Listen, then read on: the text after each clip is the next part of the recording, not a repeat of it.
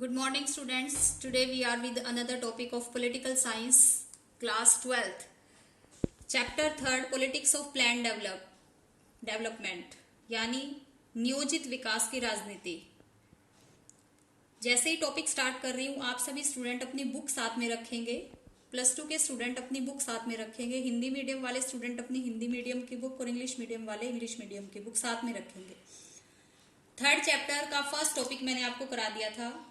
Third chapter में हम पढ़ रहे हैं एक इकोनॉमिक चैलेंज को इंडिया ने कैसे एक्सेप्ट किया था आफ्टर इंडिपेंडेंस, कि इकोनॉमी को सुधारने के लिए यानी अपनी आर्थिक अर्थव्यवस्था को सुधारने के लिए कौन कौन सी प्लानिंग की थी। देखिए प्लानिंग क्या होती है।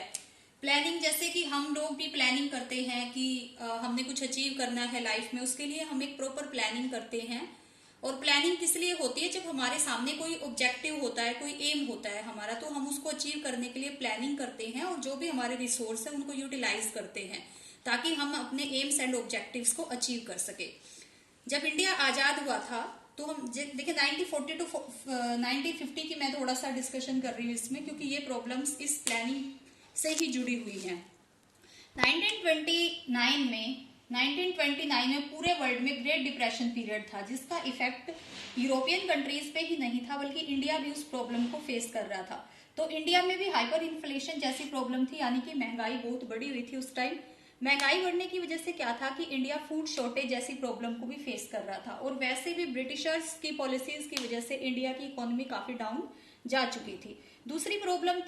तीसरी प्रॉब्लम थी जो पार्टीशन की। भारत का बंटवारा हुआ था आजादी के बाद, भारत और पाकिस्तान बने थे, तो रिफ्यूजीज जो थे यानी जो पाकिस्तान से आए हुए रिफ्यूजीज थे उनको शेल्टर देना, उनको फूड प्रोवाइड करना, ये भी एक बहुत बड़ा चैलेंज था।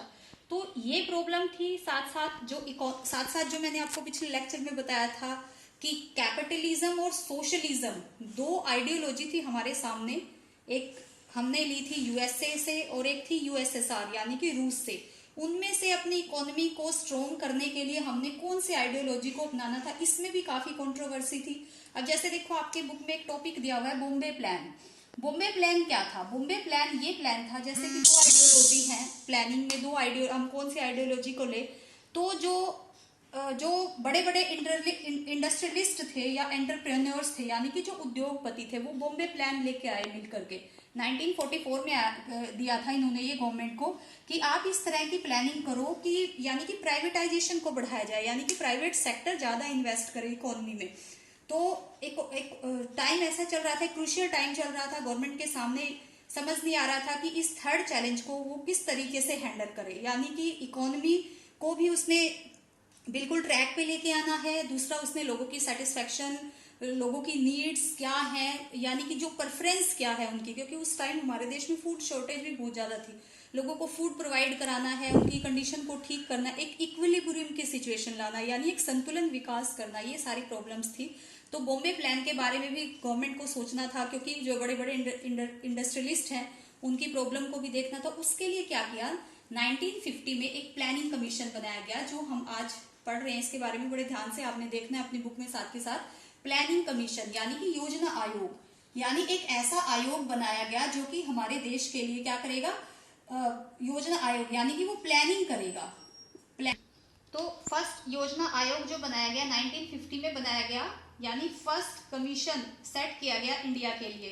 पहला योजना आयोग 1950 में बना था और 1951 में उसने अपना काम करना शुरू किया था। अब ये प्लानिंग कमीशन क्या था, इसका क्या कंपोजिशन था? देखिए प्लानिंग कमीशन कुछ एक जो एक्सपर्ट्स होते हैं, जिनमें कुछ पॉलिटिशियन भी होते हैं, कुछ नॉन पॉलिटिशियन मेंबर भी होते हैं, जो काफी अच्छे स्कॉलर्स होते हैं, इकोनॉमिक्स होते हैं, जिनको काफी नॉलेज होती है इकोनॉमी की लगाओ या हर एक फैक्ट की जो कि एक देश के लिए चाहिए, उनका एक कंपोजिशन तैयार किया गया। उनको इसमें लिया गया कि वो प्लान बनाएंगे यानी ड्राफ्ट बनाएंगे देश के लिए, फ्यूचर के लिए भी और करंट सिचुएशन है उसके लिए भी।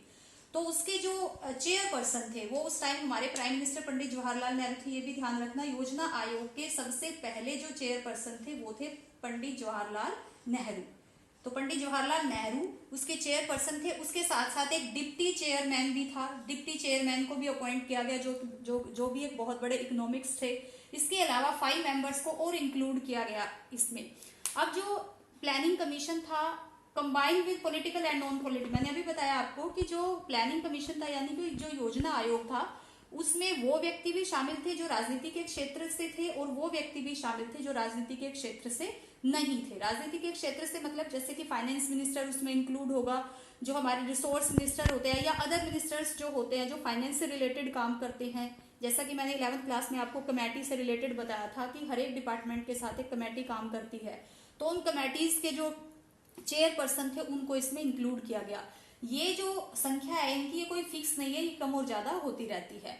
अब जो प्लानिंग कमीशन है उसकी क्या प्रमुख विशेषताएं थी, मतलब उसके क्या फीचर्स थे, मैंने आपको स्टार्टिंग में बताया था चैप्टर में कि हमने यूएसए और यूएसएसआर की दो आइडियोलॉजी को ध्यान से देखा था, कैपिटलिज्म को और सोशलिज्म को। लेकिन हमारा इंडिया जो था वो यूएसएसआर से ज्यादा इन्फ्लुएंस था, क्योंकि हमने देखा था कि 1930 टू 1940 में रूस ने सोशलिज्म को अपना के अपनी इकोनॉमिक कंडीशन को काफी स्ट्रोंग कर लिया था। तो इंडिया को भी ऐसा लगता था कि इन सिचुएशन से सोशलिज्म को ही अडॉप्ट किया जाए। उन्होंने अपनी 5 ईयर प्लान पॉलिसी में इसी सोशलिज्म बेस्ड मतलब प्लानिंग तैयार की, जो कि दिसंबर 1951 में स्टार्ट हुई। यानी फर्स्ट प्लान, यानी जो हमारा फर्स्ट प्लान था हमारी इकोनॉमी के लिए वो दिसंबर 1951 में स्टार्ट हुआ। याद रखना ये 5 ईयर प्लान होते हैं, यानी 5 साल के लिए प्लान करना। FYP इसकी शॉर्ट फॉर्म है। अब देखिए इसमें क्या होता है, इसमें plan and non plan budget होते हैं, ध्यान रखना इस पॉइंट को, प्लान और non plan budget. Plan budget क्या होते हैं और नॉन प्लान बजट तो वो होते हैं, देखो जो हमारे रूटीनली एक्सपेंडिचर्स होते हैं, जैसे कि देश ने सैलरी देनी है वो फिक्स एक्सपेंडिचर है, जैसे पीडीएस सिस्टम है जो एक फिक्स है उस टाइम भी जो था। तो सेंट्रल और स्टेट गवर्नमेंट जो भी अपना बजट पास करेंगी वो जो बजट होगा वो नॉन प्लान और प्लान दो तरह से होगा। नॉन प्लान में तो वो होगा कि आपके जो रूटीनली एक्सपेंडिचर है आप उन पे जो इन्वेस्ट कर रहे हो वो एक तरह से उस इन्वेस्टमेंट को साइड रखना, वो अलग बात है क्योंकि वो फिक्स है, वो करना ही करना है। अब जो प्लान था, जो प्लान बजट होता है वो किस लिए था कि फ्यूचर के लिए, यानी आपने प्रेफरेंस किसको देनी है, प्योरिटी बेस होता है एक तरह से ये कि अब जैसे उस टाइम कैसी सिचुएशन थी, उस टाइम फूड शॉर्टेज थी, उस टाइम गरीबी पॉवर्टी बहुत ज्यादा थी, तो जो हमारी प्योरिटी किस पे होगी, हम प्लान 5 ईयर प्लान किसके लिए करेंगे, टू रिमूव पॉवर्टी, ठीक है, to provide sufficient food to every person, तो मतलब एक हर एक व्यक्ति को सफिशिएंट फूड मिले, उसकी जो नीड बेसिक नीड्स है वो कंप्लीट हो, तो ये इसके मेन फीचर थे उस टाइम। उसके बाद अब जैसे फर्स्ट प्लान आया तो एक एक्साइटमेंट थी, फर्स्ट प्लान की बहुत बड़ी एक्साइटमेंट थी जब फर्स्ट प्लान तैयार होके आया था 1951 में। तो देखिए बहुत सारे एकेडमिक्स थे, जर्नलिस्ट थे, इसके अलावा जो प्राइवेट सेक्टर के लोग थे, इंडस्ट्रियलिस्ट थे, फार्मर्स थे, पॉलिटिशियन थे, सभी के अंदर एक बहुत एक्साइटमेंट थी। सबने इस प्लान से रिलेटेड, यानी एक तरह से एक बजट ही कह सकते हैं हम इसको, जिसमें कुछ प्लानिंग की जाती है फ्यूचर के लिए, तो सबने बहुत डिबेट की इस पे, डिस्कस का इशू बनाइए उस टाइम। तो इस तरह से इंडिया में जो 5 ईयर प्लान है वो स्टार्ट हुआ, और फर्स्ट जो प्लान था 5 ईयर प्लान आया वो 1951 to 56, second 56 to 61, third 61 to 66, हम इनके बारे में शॉर्ट में पढ़ेंगे, नेक्स्ट टॉपिक ही हमारा यही है। और फोर्थ प्लान जो था वो टाइमली नहीं आ पाया था क्योंकि कुछ युद्ध जैसी सिचुएशन थी चाइना के साथ, तो उसको प्लान हॉलीडे कहा गया है। ये भी चैप्टर के मतलब कंटिन्यू रखेंगे हम इस टॉपिक को भी, अभी फीचर्स सिर्फ इतने ही थे हमारे। उसके बाद है इसके क्या एम्स ऑब्जेक्टिव्स थे। मेन एम जो था हमारा फर्स्ट 5 ईयर प्लान का वो एग्रीकल्चर सेक्टर को स्ट्रोंग करना था। क्यों?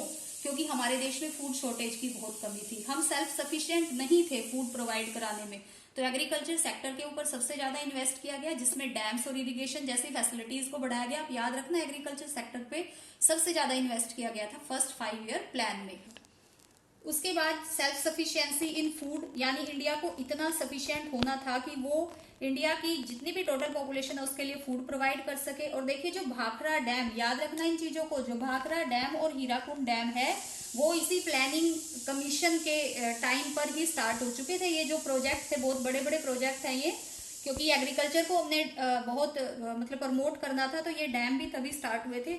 और इसमें फिफ्थ ऑब्जेक्टिव मेन इसमें आता है कि जो इन्फ्लेशन, उस टाइम महंगाई बहुत बढ़ गई थी, क्योंकि आप सबको पता है कि ग्रेट डिप्रेशन का टाइम भी था और वैसे भी देश की कंडीशन इतनी अच्छी नहीं, तो इन्फ्लेशन को कंट्रोल करना था, महंगाई को उसमें कंट्रोल करना मेन पर्पस था। और इसके लिए ही जो प्लानिंग कमीशन के जो 5 ईयर प्लान में जो नॉन प्लान बजट जो है आया था गवर्नमेंट का, पार्लियामेंट में पेश किया गया था। तो ये आपका first planning commission, I hope आपको समझ आया होगा। इसकी जो असाइनमेंट है, आप आपकी अपनी बुक में से इसका टॉपिक प्रिपेयर करेंगे। प्लानिंग कमीशन के ऊपर एक नोट लिखेंगे, right A short note on Indian first planning commission. इसके ऊपर नोट हिंदी वाले स्टूडेंट अपनी बुक में से और इंग्लिश वाले स्टूडेंट अपनी बुक में से।